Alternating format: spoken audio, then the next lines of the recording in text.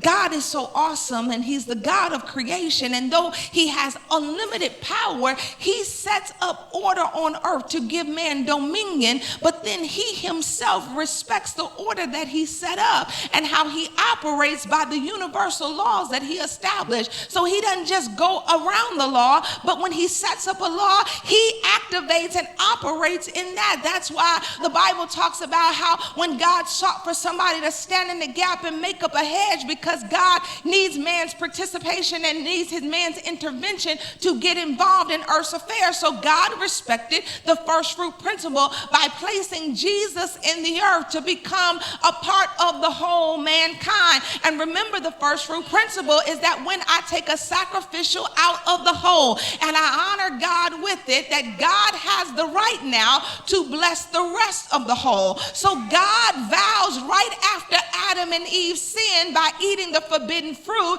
that he will one day redeem mankind. How is he going to do that? Well, Jesus is characterized as the first fruits of them that sleep. And when the people at the church at Rome wanted a clear understanding how one man could die and it affect the whole world, Paul brought up the first fruit principle, which they were all familiar with. So we see over in Romans 11:16, for if the first fruit be holy, the lump is also holy. And if the root be holy, so are the branches. He was establishing in their minds that the sacrifice of the first fruit, Jesus, causes the rest of mankind to experience supernatural blessing. They understood it because they understood their agricultural society. And now it was paralleled as a parable for the principle. Jesus made a vow before time began that he would come to redeem mankind. So Jesus willingly vowed, I'll lay down my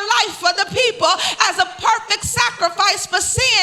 And he fulfilled that vow on Calvary. And Jesus declared his vow multiple times to the disciples. He would die and rise again. He did it over in Matthew 16:21. I'm just showing you in the text how the vow and pay principle really does work. And even Jesus worked the principle, because Matthew 16:21 says, from that time on, Jesus began to explain to his disciples that he must go to Jerusalem and suffer many things at the hand of the elders, the chief priests, and the teachers of the law, that he must be killed and on the third day be raised to life. That sounds like a vow. And when the time came, he did not back down from his commitment. He went to the cross, he paid the ultimate price, and sealed the victory of salvation. So every time we fulfill a vow in faith, we tap into that same divine principle that if the first fruit be holy, then the rest is also holy. So when you